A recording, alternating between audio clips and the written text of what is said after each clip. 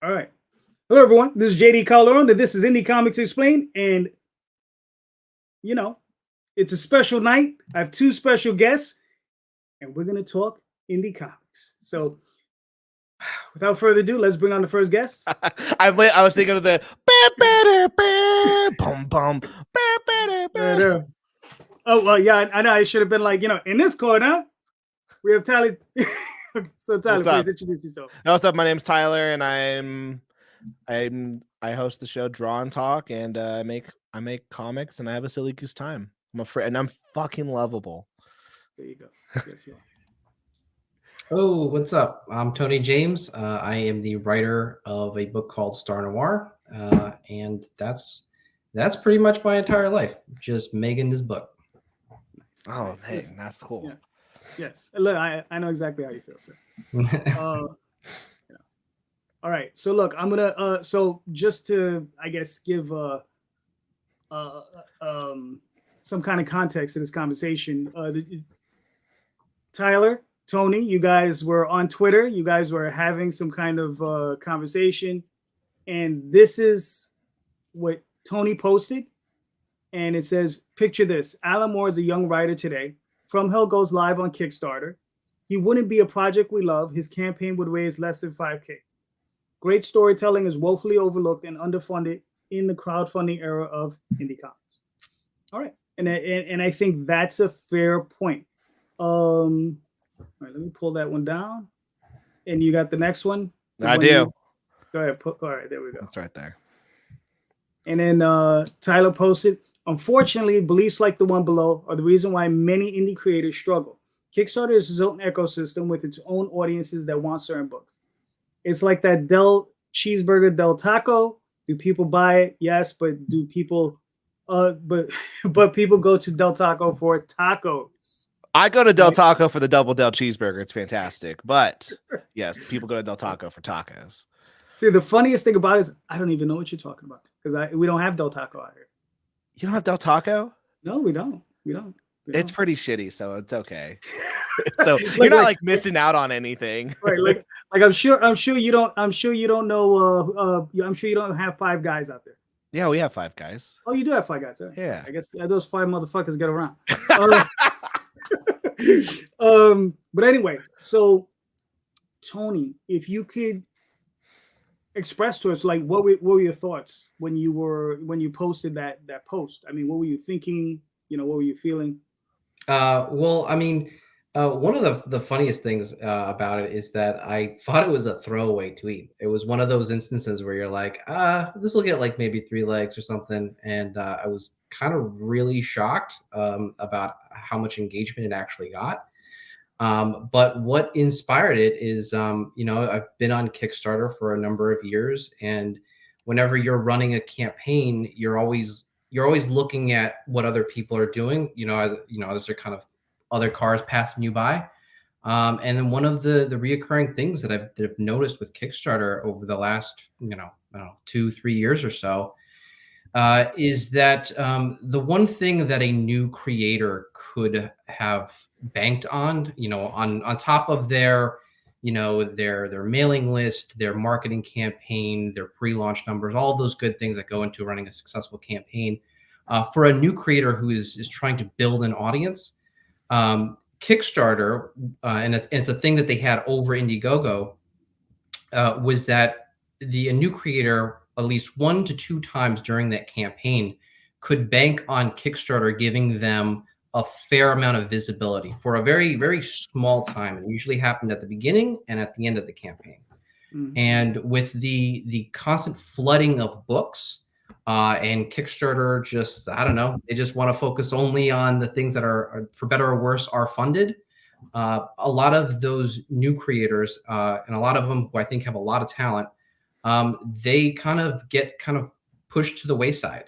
And a lot of them, you don't even know that they're running a campaign because it's just that difficult to find.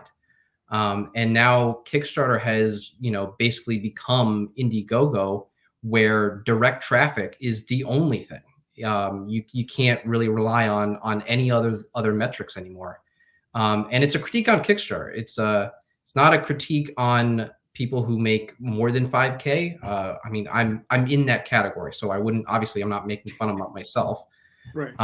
Yeah, I saw a lot of campaigns that looked really great. It looked like that the people were putting in the work to really kind of get themselves out there. And yet they struggled to get visibility. Some of them failed. And as somebody who started Kickstarter with 2 failed campaigns, I always empathize with that. So I was a little frustrated at Kickstarter, and so that's what started the tweet. Cool, fair enough. Tyler, now what brought about your response? Well, just kind of like the response, like whose responsibility though is it for these projects to get funded? I mean, I there was a couple critiques I had with that tweet. I mean, one is it. I mean, maybe just going off with what Tony said already. I mean, I do agree that like currently, like my current campaign, like I'm the top referrer on my current campaign. It's not Kickstarter. Normally Kickstarter was the top 3, and now I'm the top 3, which is nuts. But as well, my Super Plumber Sisters one, Kickstarter was the top refer. Like it got like over 1,000 followers. Like there's no way that I was. It was mostly Kickstarter pushing it. Same with my Sexy Witch Academia one. And then even my latest Growth the Megafist as well, even though I have a good audience on that one, it's Kickstarter. So I kind of do agree that there is. I'm not going to say that Kickstarter is not pushing people. The Kickstarter algorithm currently is pushing out books that are of a specific type to everyone now. It's not like, oh, you backed one sexy book, now we're going to show you all the sexy books. It's now, hey, now everyone gets to see these. I mean, when I did my Sexy Witch Academia, I purposely created a new account and backed like 20 NSFW books, stuff that I'm not into. And then that's all that account saw. And then my Girl with the Megafist campaign, my profile saw everything else like that wasn't NSFW. And now all my accounts just get NSFW stuff. So like I can understand the sentiment of like Kickstarter is really just pushing out, is really advertising these projects. But then it makes me go back then to who's at fault. Like, is it Kickstarter's fault that these projects aren't getting funded? Is it the creator's fault that it's not getting funded? And then going back to the tweet, I don't think anyone had well, there's so much to unpack with the tweet. I think the big one, the reason why it made it go viral was the last sentence. Great storytelling is woefully overlooked and underfunded in the crowdfunding era. And I think that's the sentence that maybe that made everyone pick up the tweet, because it's almost saying if basically the those who are over, it kind of implies that those that are funded or overfunded, they don't have good stories, and I think that's why it got picked up. All right. Now before we continue, I'll drop in some of my thoughts. Just to go with what Tyler's saying is that I would disagree with that, because some of the highest funding campaigns, well beyond Polito, is Neil Gaiman, right? Neil Gaiman, along with Colleen Doran, raised $3 million. We just recently had Kelly Jones and Matt Wagner raise $250,000, right? We just recently had, and there was several other creators on there. Big name Matt Kint, along with was it Bad Idea? Those guys are raising. I think they raised $750,000 on one of his campaigns, and this is outside of Berserker, which he was part of, and he raised $2 million on. And I know Matt Kint, excellent creator, excellent writer. Wait, what are you disagreeing on though? Oh no. Well, what I'm disagreeing on is that the part that good writers or good stories are underfunded. Oh yeah, right. Okay, because the underfunded. But as a caveat to that, if we're talking about a lot of these NSFW works, we have to be honest, right? A lot of them have fantastic covers, right? But they tend to have substandard interiors, right? And I'm talking about a majority. And I know Tom, who I think is somewhere out there. He's lurking. He's lurking. He's one of the few guys who has really nice interiors. Okay, he hires really good guys on his books. Tyler, you go out there and you are yourself trying to make sure you do really good work. You understand? And I appreciate that. But a lot of these people, a lot of them are using AI art for their covers, right? You know, I mean, I could pull up 3 or 4 campaigns right now by relatively famous individuals within that sphere who are using AI art for their covers. Call them out. And Call them out, JD. We know who they are. I probably should, but I'm not gonna.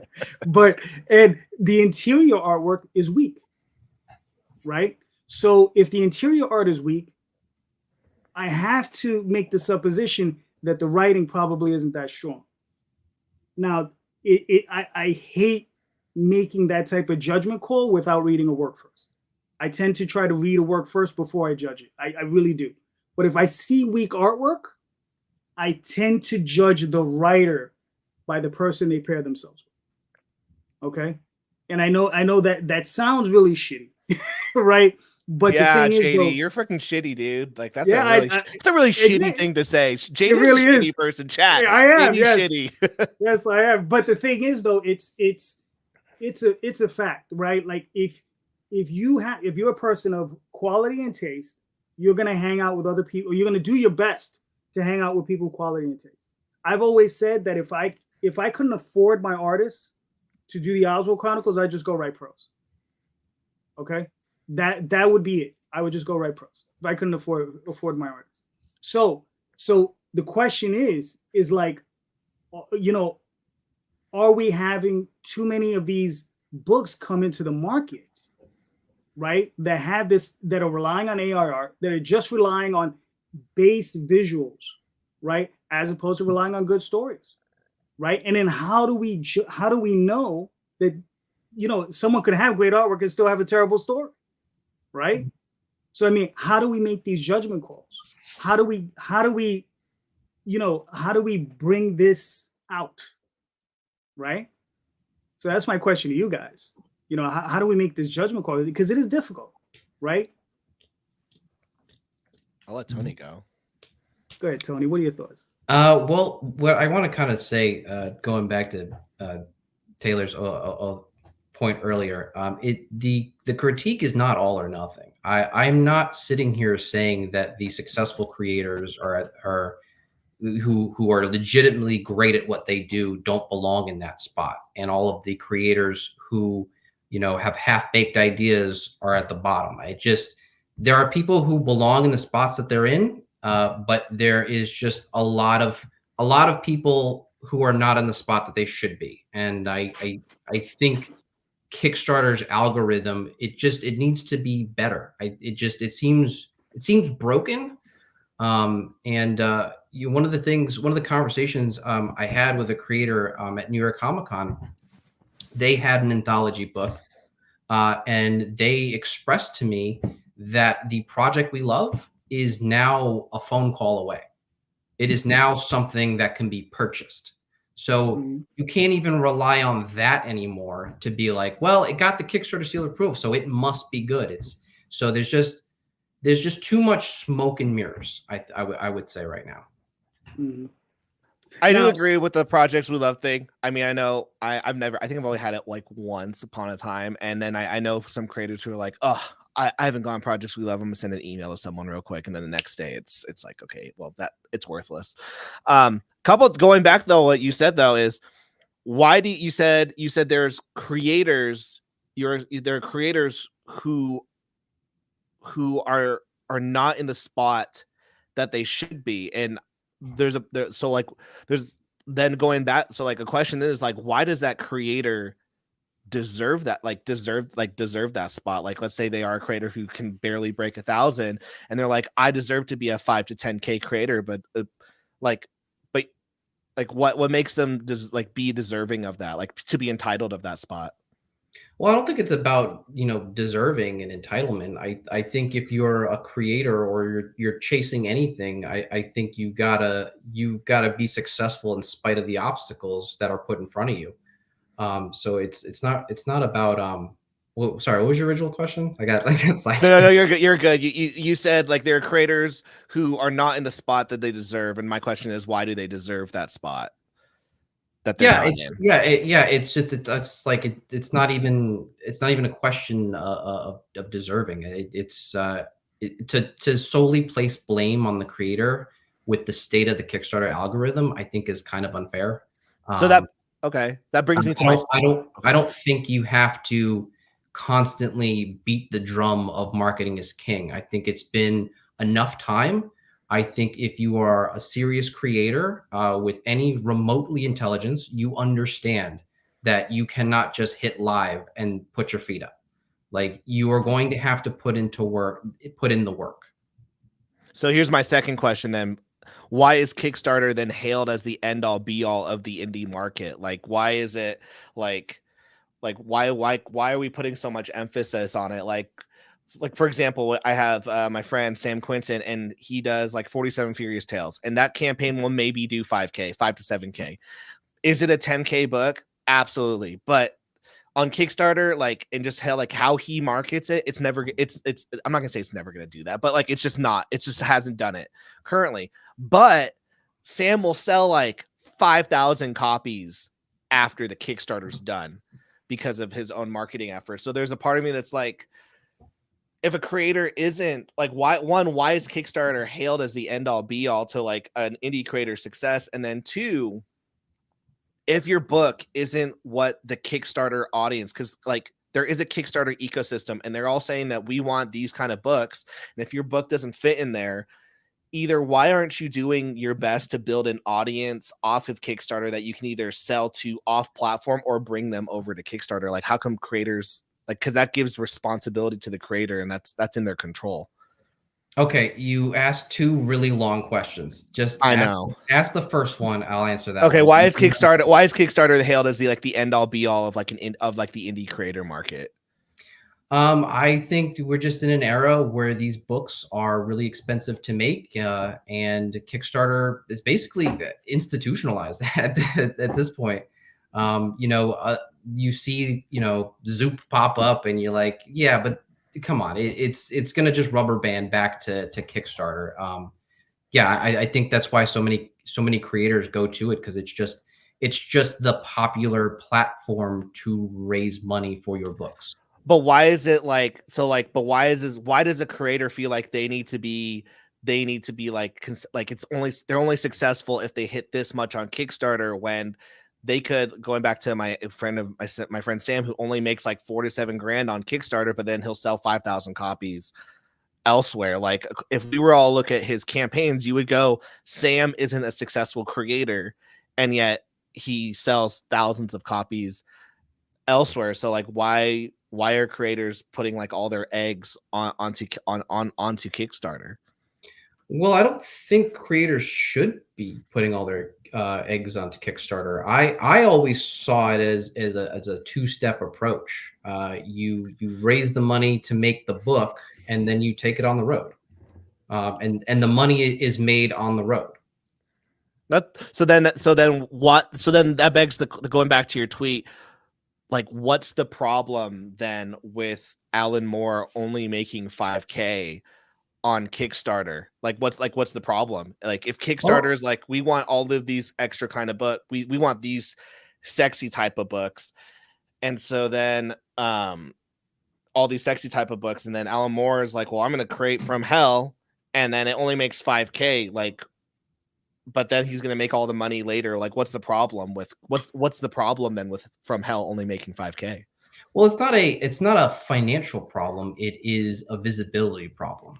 And Kickstarter, for all of the NSFW books that it parades around, it still tries to act like it cares about indie comics as a whole. It still tries to, despite the top 10 projects just being just naked women, they just go, yeah, but we still like the new voices of the writing generation. We want to, and it's like they're trying to have their cake and eat it too. So it's not a financial problem. It's a visibility problem. Why is Kickstarter obligated to do that visibility for the creators? They're not. They're a business like anything else, and they can do whatever they want. I just critiquing Kickstarter. I feel that if they want to, parade themselves around as a platform that cares about indie comics by and large, I think you're gonna have to spread the visibility ball around a little bit more. But why? But wait a second. So hold on, Tyler. You're asking a lot of questions. Now we need to ask you a couple of questions. I'm ready, JD. Where's my gun? It's over here somewhere. I'm ready. All right, don't shoot yourself. That's all I ask. I won't. I've seen that. Looks like it hurts. I don't want to. I'm a pussy. Yeah, No, I'm ready. Not even in the toe. Oh God. So, I mean, you know, we bring up the thing is like why is Kickstarter responsible?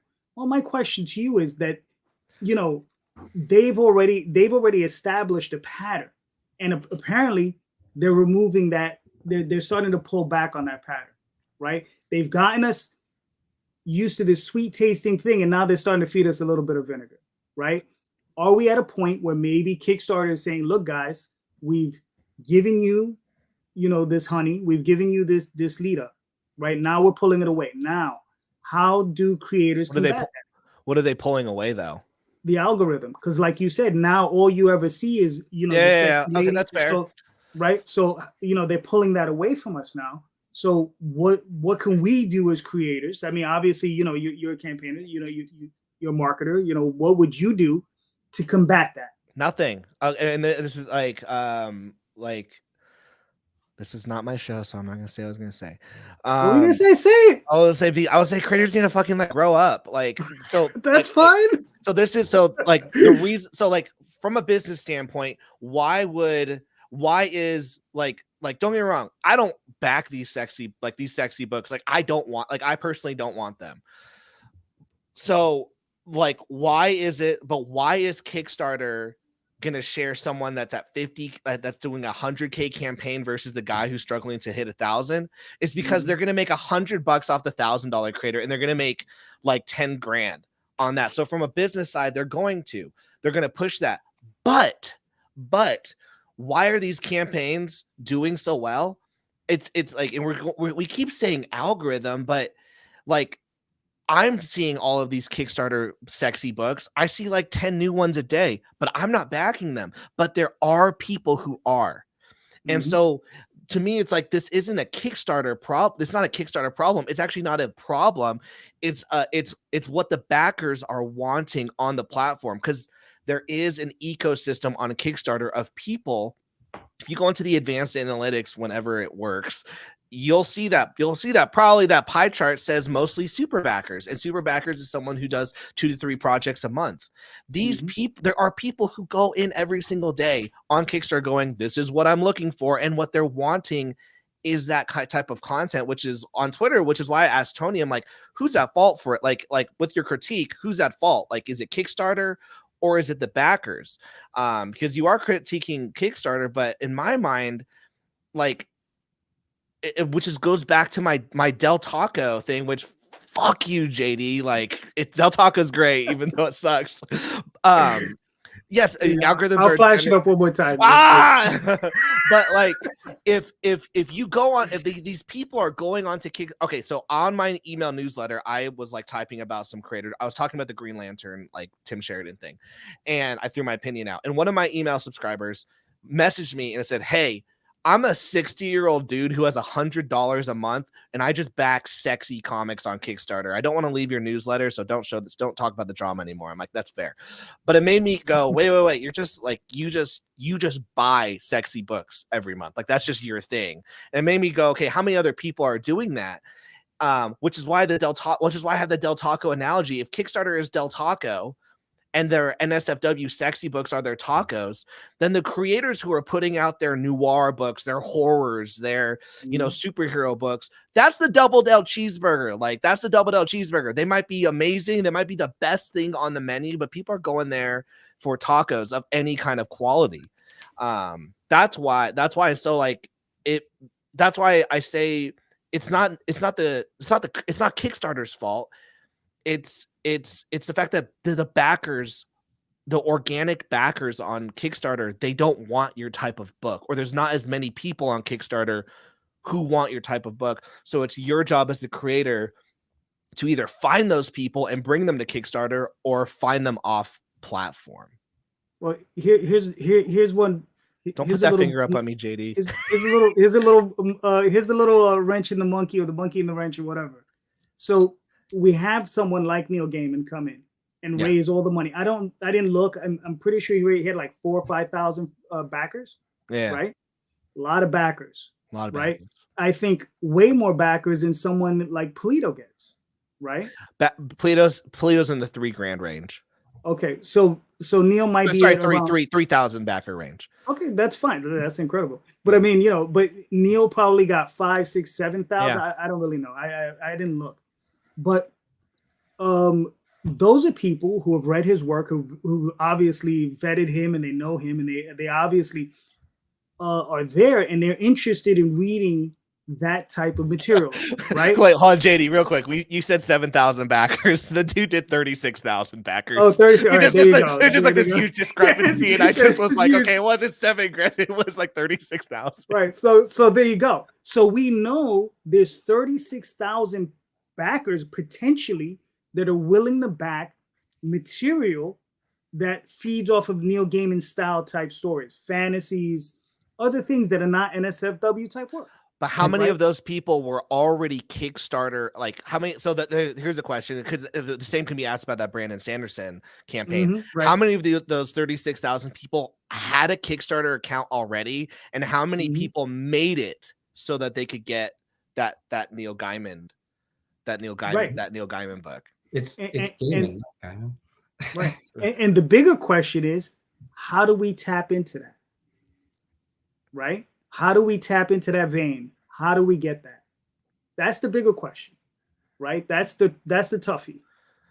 It's not tough. Tyler, you're the marketing guy. It's not tough. It's not tough. You start marketing yourself. You start marketing yourself. Like most creators think they're marketing, and they're not doing absolute squat. They're like, I posted a tweet. It's like, that's not marketing. Like that's not marketing. So I'll tell you this. What is marketing? What is marketing to you? If it's not the tweets, what is marketing? No, like you can tweet, but it's like having like a general plan. Like I've seen creators like, What's in the plan? what? What's the plan? What's in the plan? What's in the plan? You first have to identify your ideal customer profile. I know about the ICP. What else? What other things can you do? After that, you go, okay, where there's 5 ways to sell things. There's 5 ways to market and sell. Paid advertising. Do you have money to do paid advertising? If I personally don't, so I don't do it. Word of mouth, not controllable. Work with a publisher. Pros and cons to that. Cold message, not doing that. So the fourth one that I choose to do is content marketing, creating a YouTube channel, creating TikTok, creating content on your Twitter. That's free. It takes a lot of work. I've been doing YouTube for like 6 years with abysmal results on Draw and Talk. I started a new channel 10 days ago. I'm already at 100K views on this channel, and I'm hopefully gonna like bring those people into what I'm doing. Nah, you're just showing like kittens. What? Are you just doing kitten videos, like kittens and puppies? No, like I'm creating videos that are for my audience, that like if they like this content, they're gonna buy my stuff. And so that's marketing, and most creators don't even do the bare minimum of just like being like making people aware of their shit. Mm-hmm. That's so like Neil Gaiman one, he's got like freaking like 30 freaking years in the industry. Like Ethan Mitzguyver, 30 years in the freaking in the industry. Yeah. Like we're always looking at these other people, like what can you do now is you can start like content market. If you don't want to do paid advertising or work with a publisher and whatnot, even if you work for a publisher, as someone who worked for a publisher, you're still doing content marketing yourself. You just have to, once again, create your ideal customer profile, create content for them, make more content, keep making more content, and then eventually you'll grow an audience and hook them. This one's interesting. As a premier crowdfunding site, could Kickstarter benefit from putting their thumb on the scale and promoting non-NSFW a little more, if only to make their platform palatable and attractive to everyone? Spread the ball around. I just don't see why. It's like I get, like, here's the thing, and I'm gonna play devil's advocate because Go I for it. because I get that. Like I'm in the same wheel. Like I get backers who I had people messaging, hey yo, is there fucking sex in Super Plumber Sisters? I'm like, no, God, they're sisters. They go, I think there could be a really cool sister sex scene. I'm like, no, there's not. Like it's a rated teen book and it's fun. And they're like, oh, that's what I want. And I'm like, oh well, frick, like that's not what I want to freaking do. And I'm gonna address that comment that you just posted. So I'm like, I don't want to do that kind of. Are you I gonna don't address want this one? who Neil isn't it Gaiman? Is it It's Gaiman? Gaiman. It's gaming. Okay, well, on the record, I fucking hate that guy. I don't think he's a good writer. There's nothing that he's ever written that I like. And I bought a $200 hardcover Sandman, and I think it's the worst shit I've ever read. Listen, I mean, that's fair. You have just lied. You have just told a lie. I know. I have never found anything from Neil Gaiman. Gaiman. It's Gaiman.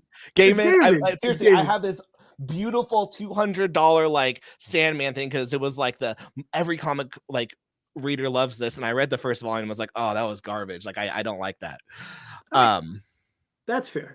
But that's just my taste. Like right. I know people think he's the GOAT. Like I took his master class. I thought it was fantastic. Can I say something in response to Tyler, what you said about, I keep wanting to call you Taylor. I'm so sorry. You're good. You can call me Tyler. if you want.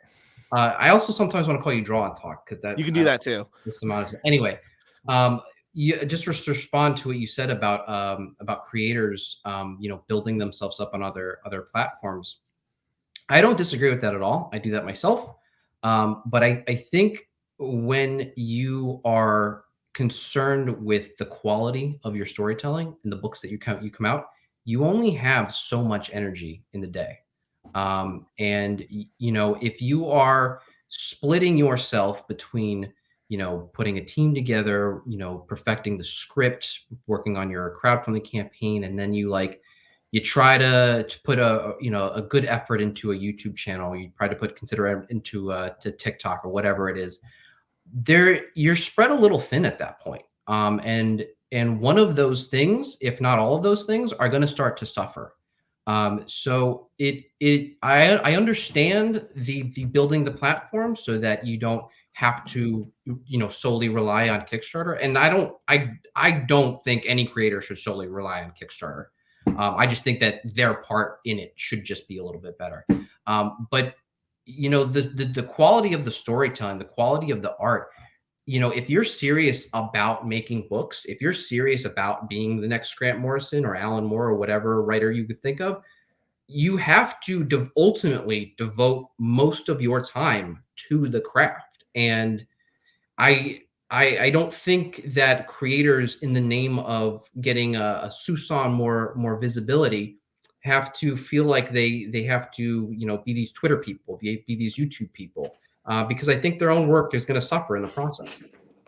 So I agree with that. Listen, as someone who worked at a publisher, I read some of the best books that we published sold out like 500 copies in the direct market. And you're like, man, and as a publisher, you're like, gosh, that freaking sucks. Like, there goes our bonus this week. But then you have the influencer who has 500,000 followers, and you're reading this book. You're like, yo, can we get an editor for this? They go, no, this is the final draft. I'm like, it can't be the final draft, please. Edit it. They go, no, it goes out next week. And you're like, okay, well, whatever. And then it makes freaking it sells 30,000 copies that first month. You're like, well, that's it just goes I agree. The best storytellers are the best storytellers. Yes, they're focus it, but in the day and age that we live in, a publisher, going to any publisher now, the story isn't going to be typically enough on a to sell it. It could be the best work ever. It's not going to sell it. I mean, it sucked, but we would be in the interviews with the authors, and how many fucking Instagram followers do you have? I've got 20,000. Sweet, just sign them. Just sign them, because their book is gonna sell regardless of how shitty it is. Their book is gonna make us money. So I agree with that. So the reason why I say all the stuff that I say is just because I get it. You probably wrote like a freaking masterpiece that you spent like months and months and months crafting the story, and there's a part of me that's like, how about you, but then you're gonna make like maybe 1,000 or 2,000, and then and then you're gonna cry and you're gonna complain and you're gonna be sad, and then you're gonna be angry at these other creators who are making more than you. And to me, like, my solution is always like that, like, it sucks, like that sucks, but you have to market yourself. You have to somehow get yourself in front of these people, especially in the digital age. I mean, there's a 13-year-old who's making more money than all of us on YouTube. Like, we have to put ourselves in front, and that's just the reality of the digital age that we live in. That's why I say all the stuff that I'm saying. As a counterpoint to that, while that is true, I don't think sacrificing the quality of the stories that you're making is a fair trade-off. I believe that this big, influencer era that we're in, I don't think it's forever. I think it's what it is now. I do not think it's forever. And I think, when the dust settles, I think it's better to be the one that has a lot of high quality books, because you're already seeing it now. Like, the Eric July shine, it's off, baby. Is it? It's off. It's off, man. Is it? He just made like, isn't he just make like $1 million on the last campaign? Yes, but the people, the quality of storytelling that they want from him, they're not getting, and they're getting frustrated. So it's still. I mean, I don't know. I haven't read it, so. Well, I've read it. I've read it. He needs to learn some story structure. He did hire Chuck Dixon. Oh yeah, well. I mean, who wants to bet on the? Yeah, I mean, if you want to bet on the dinosaurs, that's fine. But look, I like that Chuck Dixon thing. I know, but I mean, but he could have just as easily hired Walter Simonson. Yeah. Anyway. You understand? Yeah. I totally agree. Yeah. I just don't think in the influencer era it's an excuse for a serious creator to let quality go by the wayside in the name of being more, just being more visible. Because you look at Eric July. Well, he made all that money. He's got a big following. The books are not very good. And if you flip it on the other side, where the books are very good, might not have the big. So it really at a certain point becomes, well, what do you as the creator want? Do you want to be famous with a so-so book, or do you want to make a great book and you might? I'm sorry, I like Chuck Dixon. I don't know about this Alpha Core thing. I'm sorry. Tom beat me to my statement, though. That comment. He pulled that comment up from Tom because he beat me to it. Because quality is quality is subjective. I mean, I'm sure there are people who are like, oh, this fucking sucks. And from what I've seen, I mean, that's the reason why I haven't dropped like fucking like $40 on that. But I still think quality. I think quality is subjective. I remember hearing Sean Gordon Murphy. He was talking to a creator, and the guy's like, my book only sold like a couple hundred copies, but it was the exact way that I wanted it to tell it. And Sean's like, okay, well, what's your story? And the guy tells it, and he goes, oh, that's so boring. What if you had added like maybe like 2 or 3 things, like changed it, compromised your story, it would have sold more. And the guy's like, yeah, but like, that's what my story is. And Sean's like, okay, well, I'm trying to have a career in this, have fun. Like, it's cool that you sold your 100 and you got to tell your story. I'm trying to make a career out of this. So I will compromise those 2-3 things, in order to do it. I mean, so for example, like people always ask me like, Tyler, is there nudity in your interiors? No, there isn't, because I don't like Girl with a Megafist. I don't want that. Super Plumber Sisters, I don't want that. Nor do I want them like having sex and whatnot. Now, but do I do it like a sexy cover on those campaigns? I go, yeah, because that's the game on Kickstarter, because I'm trying to make money. And then once I'm done with the extras, I throw them in the fire. And then an actual fire? Yeah, I just threw like 10 of like I was like, all right, does anyone else want these covered? Nope, boom. Because I just did it for Kickstarter. I just did it to play the game. And I think there's some creators who they want to be all high and mighty and say, well, I don't want to play the game. It's like, that's fine. You don't have to play the game. But at the same time, like there are things that you could do to make your story more marketable. Like for example, my Super Plumber Sisters is my most successful campaign. What? No, I disagreed with Tom's point. Oh, that's funny. And the original story that I told my friends from the Super Plumber Sisters, when I told my friends, they were like, wow, that is like the most boring shit I've ever heard. And I was like, no, it's really good. It's a really good story and it's very personal and there's a ton of emotion. They go, yeah, that's cool. It fucking sucks. And I was bored listening to you talk about it. So I went, fine, whatever. And I shelved it. And then I was like, oh, what if I add this? What if I change this? What if I tweak this? And then it wasn't the original story that I had planned, but it was a more marketable story. And then it worked. And so to me, there's like, it doesn't mean that it's not a good story, but I changed some things in order to make it more marketable, I guess. Well, it really just seems like it just comes down to what the individual creator wants in their comics career. You can't be, huge on social media and have a killer book at the same time. It's you like, can't? No, you can't. You don't think so? I've not seen it. I think I've yet to see. Here's the thing. To go with what Tony's saying, right? Tyler and I, just before you came on, Tony, we were talking. And I said, listen, I do the Oswald Chronicles. It's a thing I enjoy doing. I do it my way. But I have accepted the fact that I am currently raising anywhere from 2,800 to 4,500, somewhere in that range, right?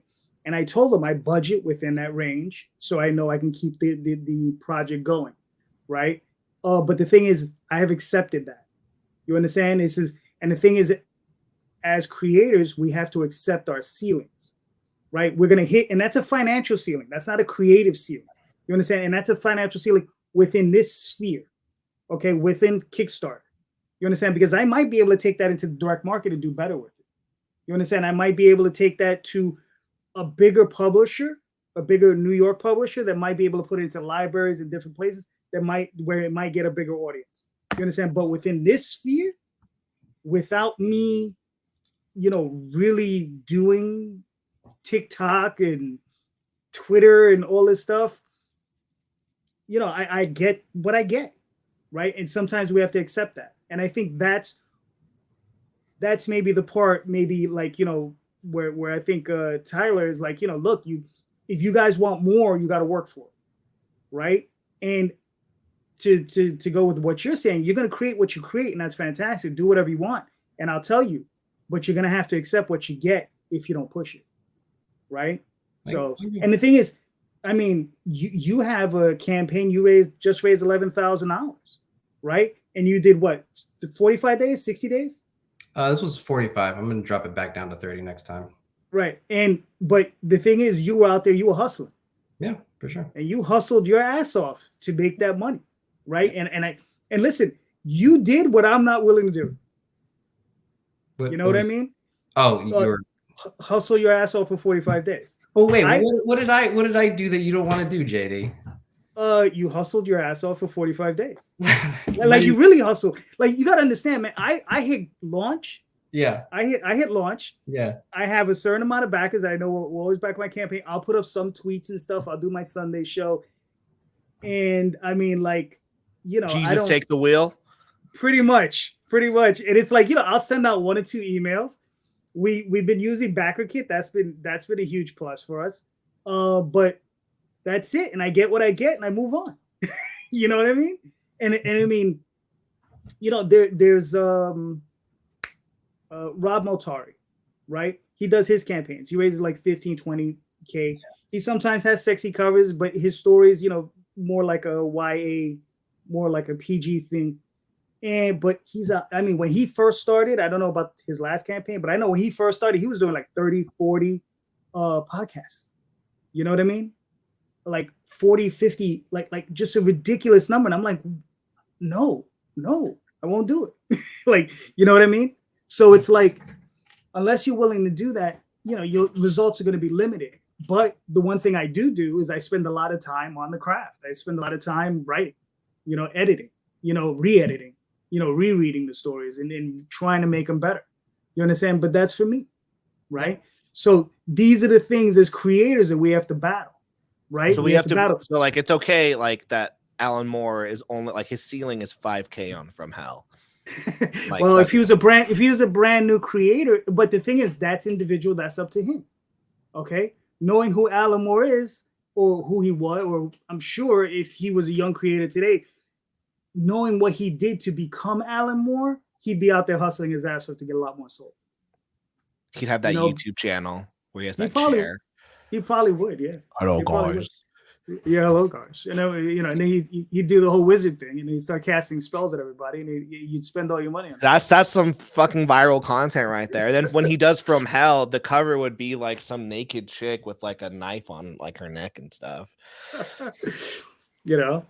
So yeah, I mean that's my opinion. But look, and so it goes. I agree with both of you. Yeah, I mean, like, it's not like when I read the tweet, like, I understood exactly what Tony was saying, like, between the lines.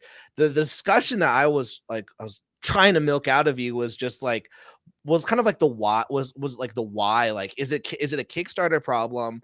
Is it a organic backer problem? Or like where's the responsibility ultimately going to have to lie with? Like, is it going to have to be is it the creator? Like, it's got to be the creator. It's like all the responsibility and control really at the end of the day is like the creator. The creator's going to have to make the decision, because Kickstarter is going to do what Kickstarter is going to do. The organic backers on Kickstarter are going to back whatever they want, because they know what they want. And so it's like, if I want to do a crime noir book, I'm what? Can't do it. Well, I mean, I did do one, and I did do one because that's my favorite genre, like Ed Brubaker and Sean Phillips. But I was like, okay, like, I don't think it's Brubaker. Why are you mispronouncing these guys' names? It's Brubaker. It's Brubaker. It is. I read manga mostly, so like I get those names wrong too, which is very hard, by the way, on that channel that I do, because I can't pronounce any character or the artist names, and all the comments are like, wow, like, you can't say these names right, and I'm like, I'm sorry. For a long time, it was John Biscoama and John Buren. Okay, not Basima and Byrne. It was Biscoama and Buren. When I was younger. So like for example, for this noir story that I did, I was like, okay, I don't think this is gonna do very well on Kickstarter, but what if I added Cthulhu to it? Like, what? Okay, I'll fight Max later on Street Beefs. Like, what if I added like Cthulhu to it? Because I know there's like a big Cthulhu fan base, so maybe I can throw Cthulhu on there, and then maybe I draw it in an anime style, and that's what's going to get my fans to it. And the Cthulhu people didn't come, nor did my old fans come to it. So I made a bad decision, but it's still a story that I wanted to tell. I just was like, can I add these elements? But I think what you said, JD, was like, I don't know, creators need to accept the ceiling that maybe they're placing on themselves. But then it goes back to what Tony said. Tony said though, in that like they might deserve, do they actually deserve like that spot though, that they like the place that they're in on Kickstarter? Like, do they deserve it, and do they deserve a better spot? And like, my answer is they deserve wherever they are.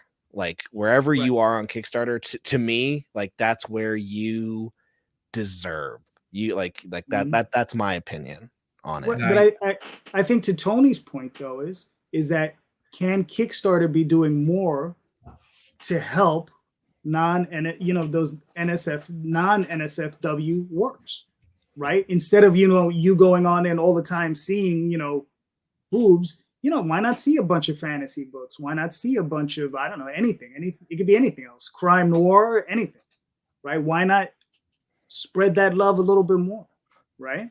Because Kickstarter's not making money off of those projects because the backers don't want them.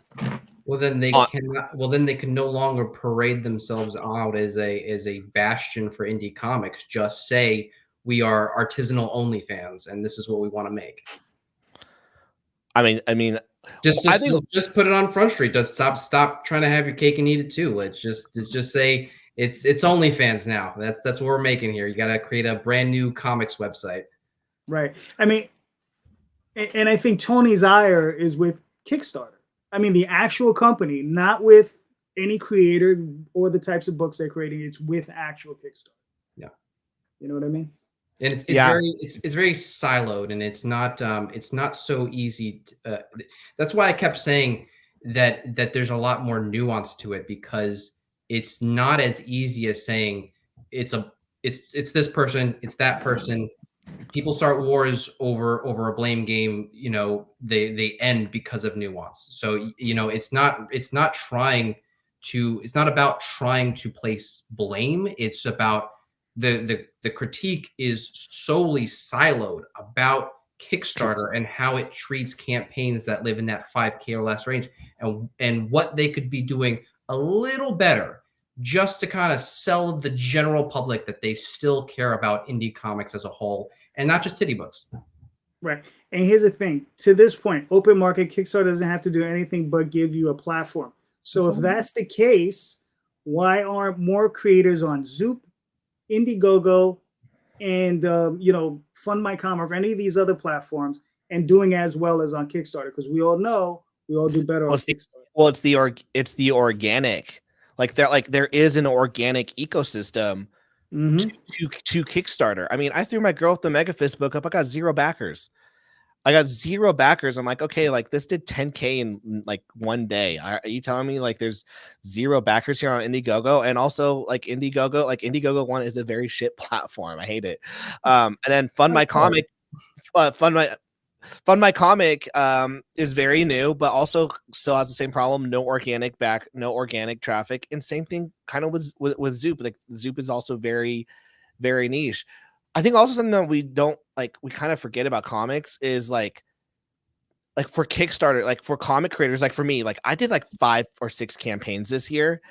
Kickstarter was like what Kickstarter really cares about is like the tech person who's like, this cup is worth $500, and like when you press this button, it like turns everything into cola, and then it makes 5 million. And like us on Kickstarter are like, how come my 5K campaign isn't getting shared? And Kickstarter's like, what are you talking about? We're looking at the cup that can change anything to cola. The ones I love are the watches. Go look at watches. I saw one where it was like a cooler, and I have a friend who does every campaign he does $1 to $2 million on Kickstarter, and he creates like D&D content. Like he just came out with a game table. It's just a fold up table, and I was like, man, like you really know how to market fold up tables, because I just bought one at Costco for like $10, but here you're charging 500 and you're making millions. I just think when it comes to Kickstarter, like it's like, because it is still a bastion for indie comics. It's still a place where you can open up an account. You can put your book up, and then you can tell people, hey, I have a book, and you can crowdfund it here. And then it's your job to get those people on that site to share it. Yeah. And so that's why I like is it Kickstarter's obligation? No. I don't, like, to me personally. And I don't like, and I still think they can still have that label of we are like the bastion of indie comics. But not. I mean, but I think the original point is that at one time the algorithm was a little bit more generous with other types of projects, and now it isn't. Right now it isn't. So again, I mean, but here's a question for you, Tony. Have you written a Kickstarter and asked them about this situation? No. Right. It's a big machine. It is what it is. And then and what I said earlier, at the end of the day, you got to be successful in spite of the obstacles that are in front of you. Mm-hmm. So if Kickstarter wants to bury Star Noir because you want to show me 30 titty books, well, we're going to get this 10K in spite of that. And you did. Yeah. Fantastic. And you did. Right. But I think more creators need to like have that kind of outlook though, that Tony has, is like, okay, like I'm gonna have to fight for this. I think everyone has to fight for it. And but also like you hit the comics section, you hit explore comics. I mean, right now I see a superhero book, I see a fantasy book, and then I see an AI book by the usual suspect, and then I see another fantasy book. So like, is it popping like with titty books? Like these 4 books besides the AI one, so 3 out of the 4 that are featured right now are not titty books. And then these, like the next 3 are horror, the next 3 are fantasy. So like, to me, it's like, is it actually a problem? Yes. By and large, it's a problem. But is it a problem? Yes, it is a problem. It is by and large a problem. But is it a problem? How many times do you want me to say it? Do I need to get a parakeet? I said it's a problem. But for who? Right. For all the people who don't want to make porn. Well, you don't have to. Oh, you don't have to make. I agree. Like, you don't have to make porn, but I'm saying like it's a problem.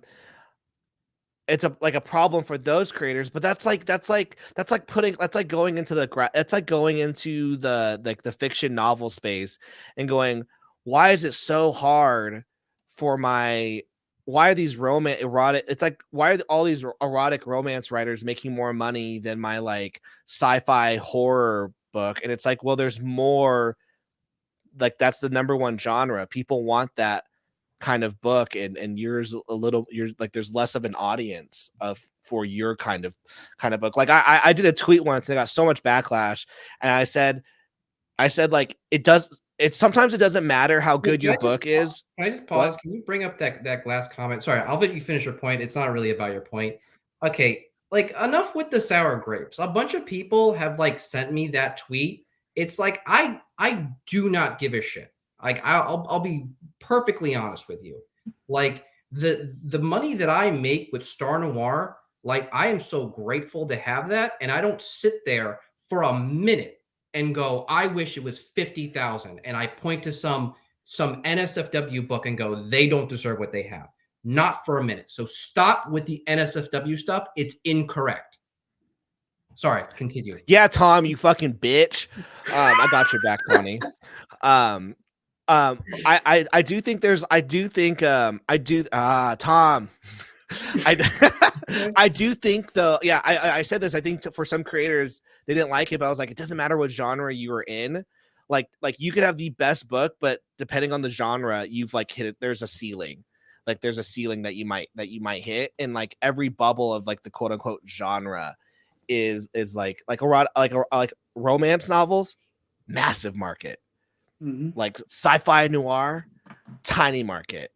Yes. Surprisingly, alien erotica, massive market. Learned that like a couple months ago.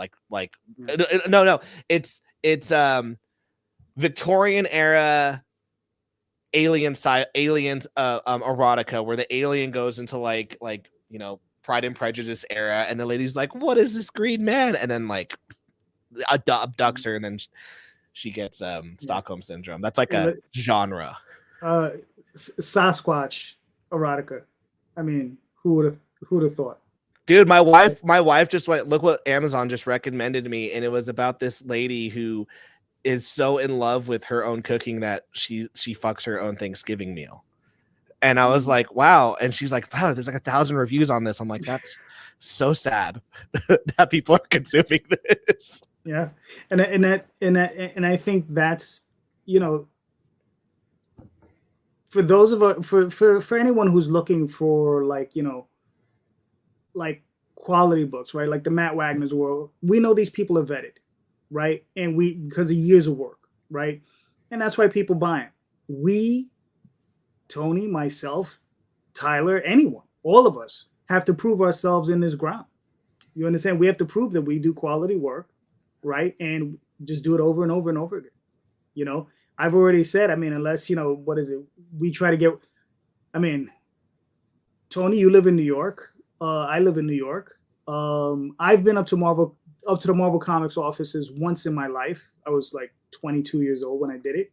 And I kind of said to myself, yeah, I don't want to work here. Yeah, I was an intern there in the video editing department. I did not like it either. Right. Yeah. Can you put You know, Nandor's comment up? hold on. His sorry, no, all right. Nandor's. Yeah. Yeah. Because some genres don't do as well as others, does that mean we shouldn't make the comics we want to make or expect our books to make a decent amount of money? No, you should absolutely make the book that you absolutely want. Like right now, I'm writing out my like the comic where I'm just like, I don't want to do this anymore, and I just want to make I just want to put a comic out on like line for free, and it's a freaking like crime noir book. And that's like the story that it's gonna be like the final story that I want to tell. But like, so like make the comics that you want, but expect our books to make a decent amount of money. That's the thing. It's like that's where I say like it doesn't matter what genre you're in. There's sometimes a ceiling, and in the publishing world, the only time I ever saw anyone break that ceiling is they had a following or they had years of work down the line. But when like Joe Schmo is like, I just made a self-help book, I'm like, no one knows. I'm like, one, self-help books don't sell. No one knows who you are. You got no credentials. It's going to sell 50 copies. Are you kidding me? And it sells 50 copies. And they go, I thought I was going to make thousands. I'm like, no, well, how come so-and-so like made like thousands of dollars on her self-help? I'm like, cause she's got 100,000 followers on Instagram. And like I don't know, like if you know what the internet is. So I do think like that's something that like as a creator, you might have to realize is that there are barriers. There are sometimes just barriers, and it's not. Sometimes it's not even sometimes it's not even a platform problem. It's just this is what the audience is wanting right now, and right now they don't want that, or there's not that many people who want that. Can I alter your food analogy? You said it was the Del Taco with the cheeseburger. The Double Del, yes, fantastic. Yeah, you said Del Taco, it's the thing. I see it more as a buffet, and right now everybody is standing next to the short ribs because it's trendy. And there are people standing at the short ribs and they're saying, hey, that's why everybody comes in here to get the short ribs. And it's like, meanwhile, I see people still getting the fried chicken. They're still getting the ziti. Some people just want the salad. So I really just don't think it's just this all or nothing thing of like, that's a better analogy. I just think that it is more popular than I think the NSFW stuff right now. It is the most popular I think it'll ever be. I think almost I think it's slightly peaked. I feel like now it's starting to go down on the downward trajectory. I agree with you. I think it's going down, but I think the new thing we're going to start seeing more of is erotica. Because it used to be NSFW's sometimes like at one point NSFW just meant you had a titty cover. Mm-hmm. And now it's like you put NSFW, they're like, are they banging in the comic? And like that's now the new expectation. And I'm getting those messages from backers like, yo, they bang, and I'm like, no. And I'm seeing more books that are not like, oh, it's a hot girl and we have a titty cover, but she still does this in the book. It's no, like my whole book is centered around erotica and like fight 10-page sex scene, fight 3-page sex scene. Like that's a very important aspect of that's personally, and that's personally what I'm seeing. But I just drool, which is so fucking embarrassing. Can I just build on the trending aspect? Yeah. When you're talking about, as a creator, what you want out of this business. When it comes to the books that you're making, I feel that one of the most creatively stifling things that you could do as a creator is chase a trend, because those things come in and out like the tide.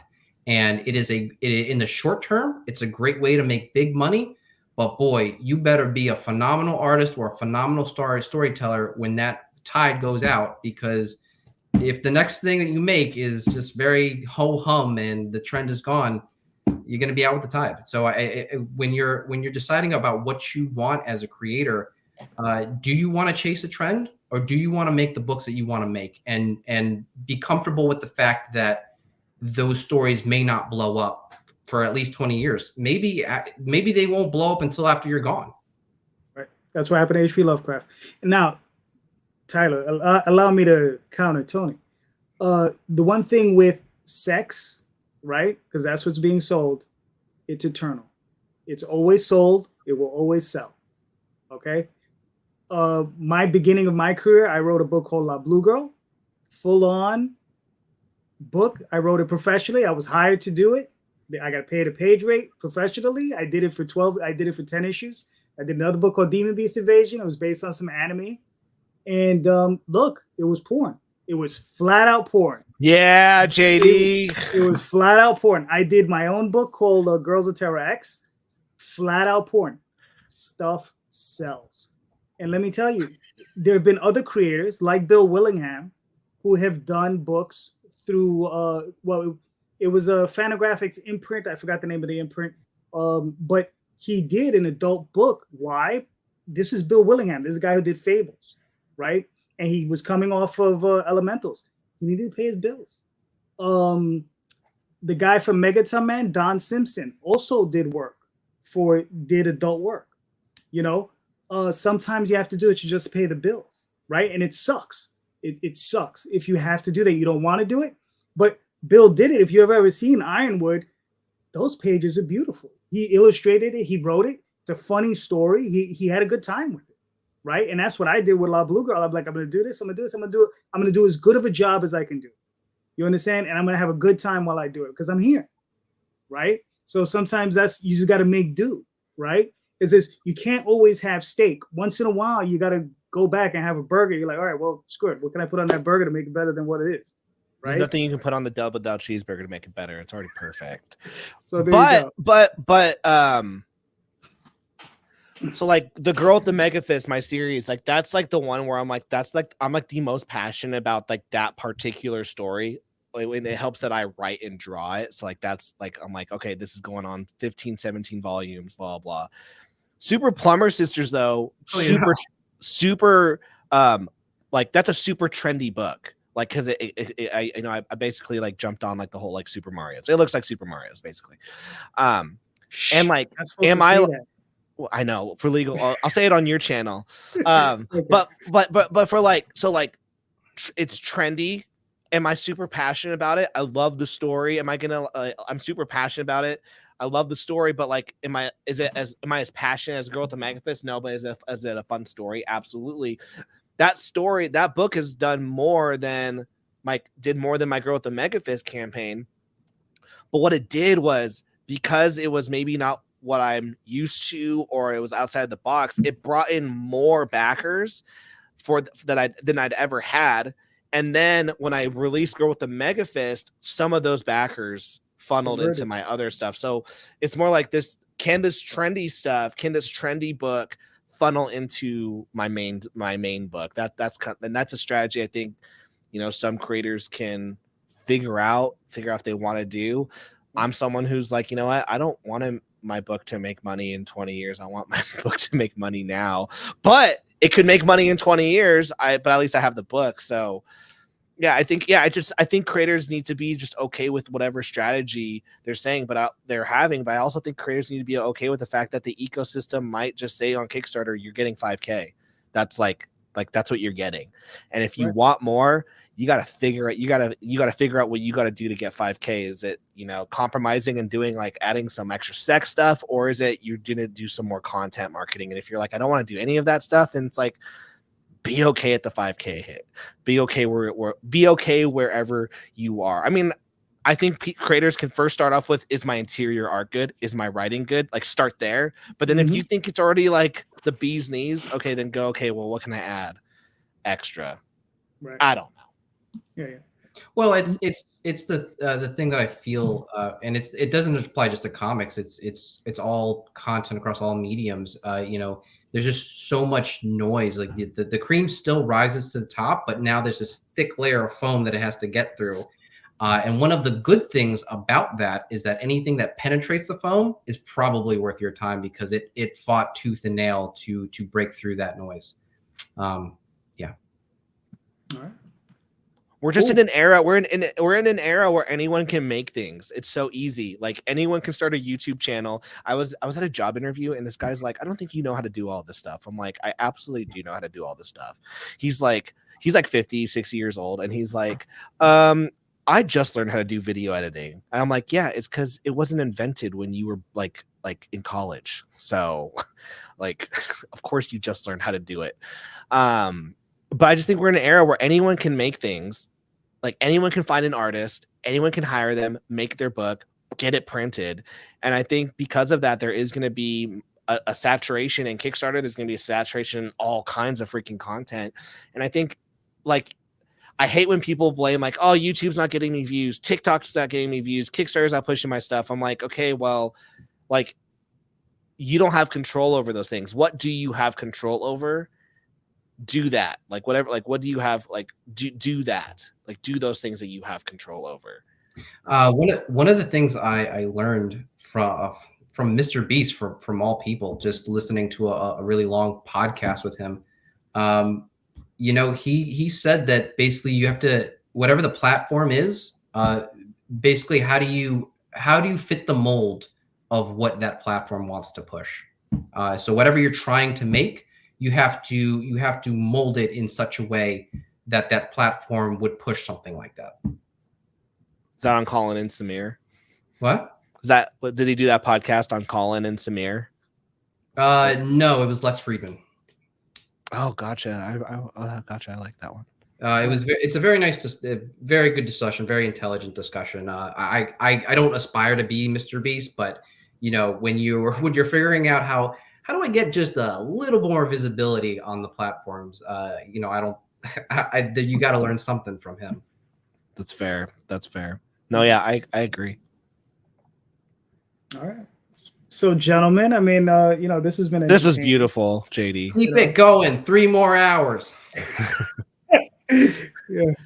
No, I liked it. Like I thought we came up. I liked what you said, JD, where you were like, there's gonna be people, like you just have to accept maybe your ceiling. I don't know if people are gonna agree with that. I don't know if people are gonna like that sentiment. That sentiment.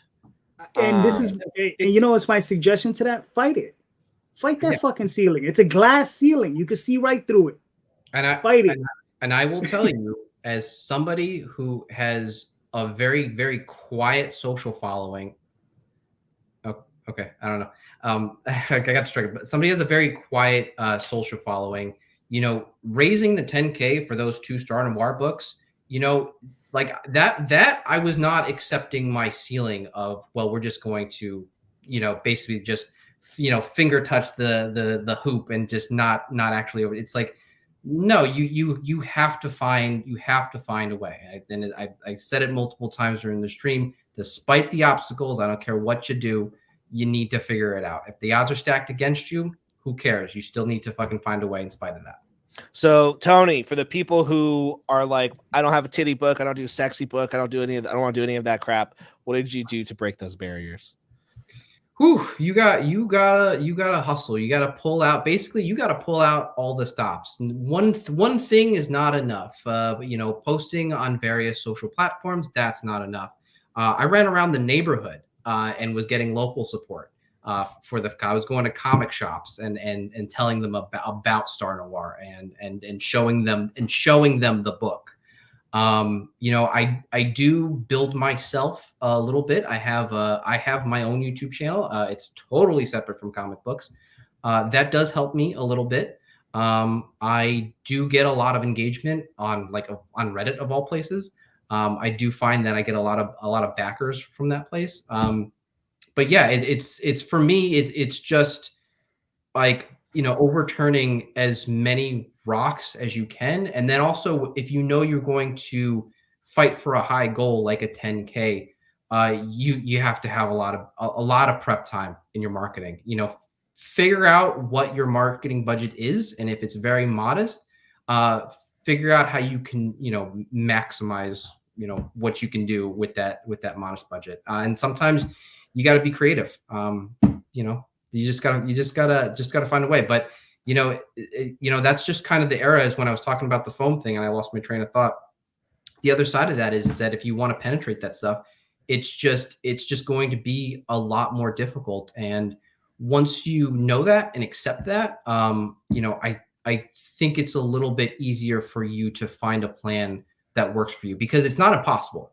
You know, I remember when I did the first Star Noir book, and it was like, other people would tell me, you know, you're not going to hit the 10K because you're not proven enough. You know, great art, but it's not enough to carry you. You have a $20 digital copy. What are you doing? It should be $8.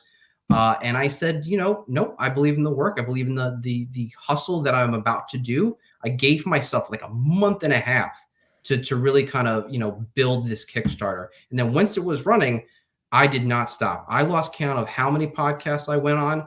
I went to anybody that would listen to me and give me 5 minutes to talk about the book. And that's what actually brought my success. That was beautiful. So What Caden subreddit? asked, what's subreddits? Tony's like, I ain't telling you shit because everyone's gonna jump on there. I locked the door. No. There's a really fun Reddit. It's called Imaginary Characters. I see so many creators posting their and it's all over the place. There's not just one thing. I see so many people. I see manga in there. I see sci-fi in there. I see noir stuff in there. And I really love the way that people engage with that. You know, they're, you know, a lot of them are like, you know, like, where can I get this book? A lot of them are like, you know, they're really interested and they really engage with it, and they it's not just something to like for them, and they want to leave, you know, a well thought out comment for your work. So Imaginary Characters on Reddit, I think that's probably my recommendation. Everyone's posting their OCs now in there, just like, check it out. Yeah. But listen, I mean, that's the thing though. Like we have to find these new spaces, right? I don't tell people my new spaces. We're gonna find out, Tyler. You're gonna find out. Yeah, so everyone's like, "What's your new YouTube channel?" I'm like, "I'm not telling you anything. I don't want you watching it. It's all I right. don't want you to know about it." Right. I got my grandma watching like 90,000 hours of YouTube. I'm like 100,000 views on my grandma. Keep it on play. She's like, "What?" That's it. Can you ask the chat what they have thought about this conversation? Have them weigh in on it as a whole. You just did. So chat, what are your thoughts on the conversation? You know, just what are your thoughts? I mean, if you have any, you know. My new channel, it's called Logan Paul, and yeah, I do cool things. I box. I go to Japan. That's where I got my anime stuff, and but yeah, I mean, listen, I think the conversation was interesting. I think it was worth having. You know, it's a conversation that everyone. It's like this is something that everyone's having right now.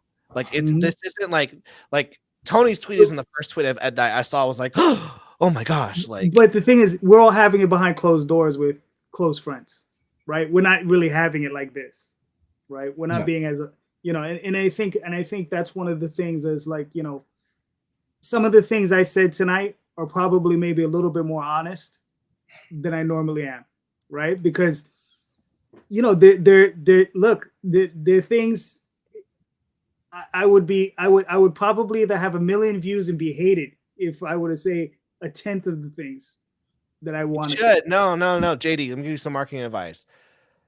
People only remember the people they love and hate. They don't remember anyone in the middle. So it's okay. It's okay. It's okay to be hated. It's okay to be hated. I know. I just, it makes me feel, because here's the thing. I don't want to discourage anybody. You know, and that's the truth. I don't want to discourage. Crush their dreams. Tell them it's never happened. Listen, I want to laugh with you and agree, but you know, it's one of those things. I don't, because here's the thing: is like, you know, Dave Sin, Dave Sin. If you were to look at the first, and somebody had mentioned something this long, you know, about growing, you know, with your audience and growing with your work, right? His first 25 issues were not that great at Cerebus. If you look at them, especially the first 10, it's very crude. The writing is but somewhere around issue 25, something happened, right? During that process, and you can see a quantum leap like that. Something clicked in his brain where he's just like, okay, boom, this is it. The same thing could be, who's the guy that does the Goon, right? He's a creator. He released all these different omnibuses of the Goon, right? And the first one is okay, but it's like, the second one, But somewhere, I don't know if it was in the second volume or the third volume, halfway through, you could tell something happened and his writing took a quantum leap, and it was just like, oh, this guy hit it. And it was, and ever since that point, he was always very good. So I mean, sometimes as you grow, you know, we need these little spaces to grow, right? And JD, you gotta highlight Caden. You gotta highlight Caden. I think there's I think I presented my argument bad, okay? Because I think Tony is lamenting the current landscape and how it suppresses and taxes creatives. And Draw and Talk was saying you have to compromise your creativity to find money in readers, which I don't believe you. I say, like, it's a choose your own adventure. What? As a creator and what you want, it's a choose your own adventure. You know, right? Yeah, exactly. Like, when people go, Tyler, why do you do all these anime girls? I'm like, that's the shit I'll read and watch. So like, I wasn't showcasing that anyway because I didn't want like all my friends to be like, oh, like this is the kind of crap that he watches, anime girls. But then once I was like, oh, screw it, I'm just gonna start doing these stories. That's when people are like, oh yeah, I like that. I like anime girls too. No, I don't think like you should never compromise your story, but can you tweak things? Like never compromise like the heart of your story. So like going back to my Super Plumbers thing, the original story that I compromised on was about two brothers who solved supernatural crimes, kind of like the TV show Supernatural. And I was writing it because of my relationship because of the relationship like that I had with my brother, and I wanted to like tell these stories about us. Everyone said it was boring. So I was like, okay, but the heart of the story is about these two siblings who have these various insecurities. That's the heart of the story. So can I change the two brothers into two anime girls? Can I make it a little more bright, not dark? And then can I add this stuff? So it's like, did I compromise the heart of my story? No, I just changed some elements to make it more marketable. And if you can do that, I think if you're not sacrificing the ultimate vision and you're making a few tweaks to kind of make it a little bit more marketable, that's fine. But you're never going to see nudity in Star Noir because it would just absolutely collapse the whole thing. I'm not seeing that alien get naked or plugged. Not going to happen. But you are going to get a real gripping murder mystery. That's for sure. See, there you go. Yeah. And I think like that's where I think I do see some creators who are going that like, oh, if I add sex to my book, I just got an extra 20 grand. And I am starting to see creators who weren't doing that stuff before start doing that, kind of like what Tony said, and they're starting to go to the short ribs because they're seeing all the people that are eating the short ribs and they're like, can I join? So I do agree. Like I am seeing a lot more of people start doing that. And I think, you know, and whether like they're compromising or not, maybe that's the story that they actually wanted to tell and just so happened it's this and it's the right time. But I do think creators ultimately, they just need to be okay. They need to write the story that they want, make the story that they want, but also just be okay with the fact that maybe it's not what Kickstarter wants, but there is an audience out there who wants it. Like there might not be any, like, I don't know, Cthulhu Noir people with anime stuff on Kickstarter, but maybe I can find those people somewhere else. Oh, there we go. One of the previous comments mentioned me complaining on Twitter one time. I thought that was so funny because with Twitter, it is my least used platform. I don't even have this app on my phone. I don't really engage with it that much. That's why I thought it was quite shocking that the tweet went viral, because it's like, man, that's the most viral thing, and I've had that account for, I don't know, 20 years. Like I post Star Noir art and it does so engagement, but that thing, what I thought was like a throwaway, I thought that was really funny. And then also I want to say, Tyler and other people, like whoever see my tweets, or I mean, good Lord. I mean, it is the first and last Twitter argument I think I'll ever have. I've never had a Twitter argument. Hand to God, it's been. It's the only I didn't think it was an argument personally. But I will say, in the way that some of my tweets were being perceived, I have a very direct way of speaking. It's not trying to be rude. I'm not trying to hurt your feelings. I just. this is what it is. This is what I feel. And I just say it as directly and as bluntly as possible. And sometimes people just, they don't read it the right way. It was almost like a Rorschach test for some of your followers. They would read something and they would go like, he's a cloud chaser. And it's like, dude, if I get more than 5 likes on something, I'm like in a full-blown panic attack. Like I cannot handle things that get viral. So cloud chasing is just not for me. No, you're good. I can respect that. I'm also very blunt, and I probably misinterpreted. You seen that Key and Peele sketch where he's like, yeah, I saw it. I most identified, if Jordan Peele was just being more direct in his responses, I identify with the Jordan Peele. There you go. No, I didn't think. Well, I didn't mean. I'm kind of like at this point on Twitter. If I'm talking back and forth with someone, I don't really consider an argument at this point because Twitter is so just the worst place in the whole wide world that I love going on every single day. But I also just like engaging with people. So yeah, I wasn't trying to make like get mad at you or anything. But what I really wanted though is I wanted this discussion, which I'm glad that we were able to have. Like this is always like it's always better to have discussions with our mouths than our 280 character limit. There are sometimes on Twitter I'm like, oh, I'm so mad at this person. I want to say 10 paragraphs, but I'm not paying $8 for that freaking blue check mark to get my whole spiel. I think Nandor does though, because he did a fucking 3-paragraph tweet, and I was like, how do you fit all this in here? But I think creators need more. I think creators, which is why I kept like kind of egging you on, which is my bad because I could see you were like, I don't want to do this anymore. And I was like, well, get back here. I do think creator. You see, he admits it. Yeah. I was like, no, come back here because like JD said, everyone's having these conversations behind back doors and they're saying them so like discreetly on like public forums.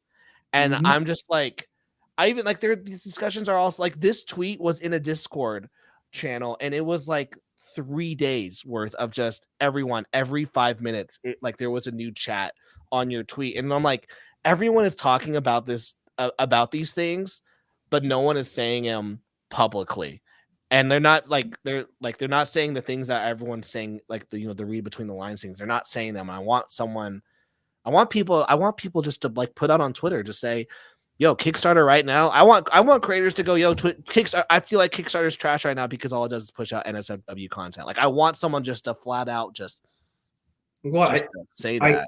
I think that's sort of the kind of inherent problem with social media in this era. It's just so combative. So that when you're trying to have a normal discussion and just say, well, I just think that's incorrect, it's automatically placed with this like antagonistic, I hate you personally tone. And it's just kind of the culture of that platform. That's why you can't do it as a throwaway tweet. You have to take the next 3 days off, use PTO, and go, okay, I'm going to do this tweet. It's coming out at 9 a.m. and by 11 a.m. it's viral. So, and go. Yeah. There you go. Hey, Nando, I too am thinking about the blue check mark because I'm so tired of like seeing that red freaking. I hate seeing the red on my tweet. I go, yeah. Take out some emojis and stuff.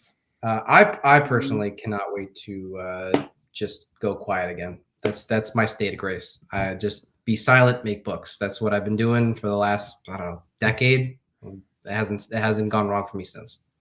So it's like make book, promote book, go silent while making the book, and then and also just as for me, my mental health just goes right up if I cut social media out of my life. I barely look at Instagram. Like that's the extent of my routine social media. That's fair. That's fair. That's fair. JD, was this a good convo? Did we do it? Yeah, I think, like I said, I mean, I think, sometimes we have to try to be a little bit more honest with ourselves, and as far as what we're doing as creators, right? Like I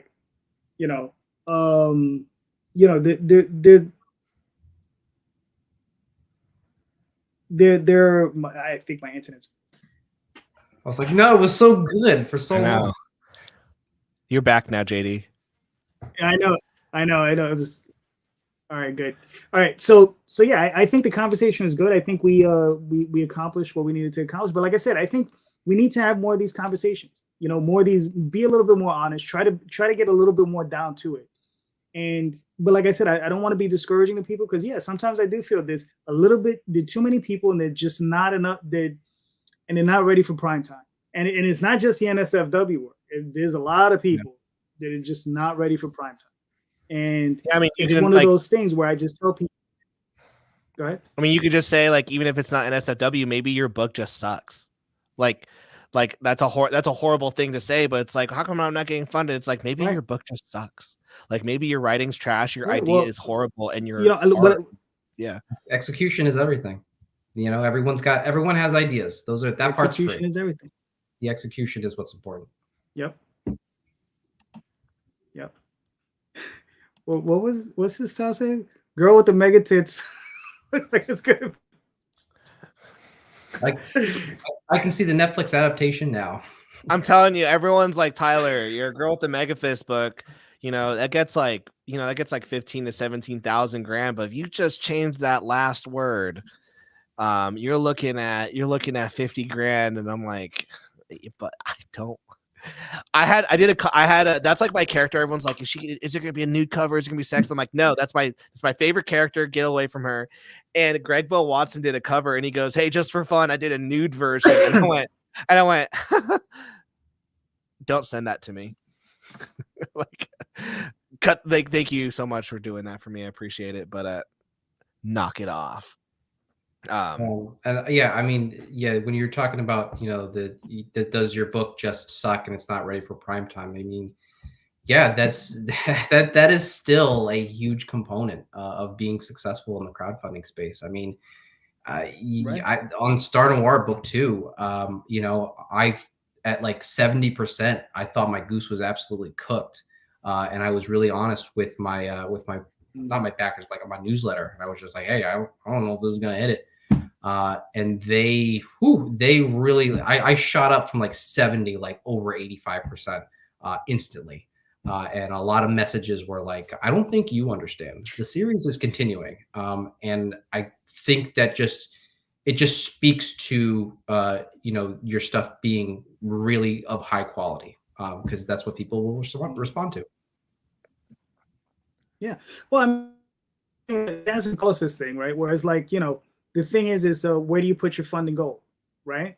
Because you can put a funding goal of $50,000 and you can put out a magnificent book if you're brand new. You can have Simon Bisley do a cover for you. You can have, you know, an excellent artist do all the interiors. You can even write a great story. But unless you have a real name and really push it, you're probably not going to make that 50K. Now, if you put it at 3,000 or 4,000, you'll probably make that. You know, so it just depends. I think you start small and climb the ladder, you know, and having a full vision, it almost doesn't matter. It matters a little bit what the art looks like, of course. But, you know, for me and books I want to back, you don't have to look like a Star Noir. You could have some sort of 16-bit Scott Pilgrim looking thing, and run a very modest 3K campaign. And if I see that you've, you know, put in the work to make this a fully realized vision, I'm in. So, you know, I think that if you're a new creator, I think you have to have a longer funding goal, and I think you got to start with a small goal. Word. Well, I had a good time on here, JD. Thanks for hosting. Yeah. Listen, man, it was fun, guys. I appreciate this. I don't talk to either one of you enough, you know. JD, you know, I'm waiting for you to invite me on one of these Sunday shows. You just ask. You know what? Well, yeah. Usually for me, it's just don't worry about it. It's gonna. You know what? Now you're gonna get it. Sweet. Now you're gonna get the Coco host spot. Yes, take that. Oh yeah, I'm gonna be right. They put me right next to JD, so I can just like look at him. That's dope. I'm sorry, you froze on me. What'd you say? Oh dang it! Yeah, I just said put me next to JD, so I can just like look at him the whole time and just shake my head. Exactly. Yeah. Well, that's what I do. Shit. And it would just come from both sides now. You know. There we go. Exactly. Yeah. You know. I mean, I Anyway, so I mean, so gentlemen, anything else in closing before we wrap this sucker up? Taylor's the worst person I've ever met, and he's absolute garbage. And I hope every book he makes from here on out fails. Okay, Guys. now wait a second, hold on. That's Taylor, but how do you feel about Tyler? But I say, see, I told you, I keep screaming it up. Well, the same thing, but for talk and draw. There we go. There you go. No, this was a great conversation. I'm gonna like Tony. So I thought this was a great conversation. It went exactly how I wanted it, and I'm glad there was no freaking. I'm glad there was like no freaking yelling. It was good. Because I think this is something that everyone feels in their heart of hearts, and we just gotta say it and make good books. Which guys, I got a week left on my Bullet Assassin book. Just go on my Twitter and find it. We don't need to promote it here because we're just having a good time. It is in the show notes. Oh shit, guys, go to the show notes and check out Bullet Assassin. Click the link, go buy yourself an awesome book. Thank you. Oh, he said it was awesome, not me, so thank you. Yes. No, man. I mean, looks great. I mean, I always love a good naked woman on the cover. Dude, you know the story, right? My artist was like, "Hey, I want to do another book with you," and I was like, "Yeah, here's the character," and he goes, "No, I want to do another book with you. It's got to sell." So he took all the armor off, and I was like, "Okay, well, whatever, you do you." Tyler, as an olive branch, whenever you get a moment, I'd like to get some manga recommendations from you, since I assume you're very well versed in it, so you would know the game based off of what you like. Noir. I could tell you the mangas that I've read that I've liked, and it starts and ends with Death Note. Read The Promised Neverland. If you don't like just read the first chapter. It's free online. If you don't like the first chapter, you won't like the rest of the series. But like, if you like noir, crime, mystery, like by the end of that first chapter, if you're not hooked, then I'm like, okay, you're not gonna like the series. But that's my all-time favorite manga, because it's not like battle and it's not like it's like a straight mystery every volume. And I read I'm gonna write it down. Wait, I'm gonna write it down. What was it called again? The Promised Neverland. The Promised. It is actually very good. I have to finish reading. I got up to volume 13 after. Dude, when I binged it in like 3 days, and my wife found me like in our room, and I'm like crying, and she's like, "What happened? What's going on?" I'm like, you just don't know what she had to go through to do this. And my wife's like, "Okay, like go downstairs, please. Like we're eating dinner." No, fantastic story. That's one I always recommend to comic book people that don't want the screaming fights.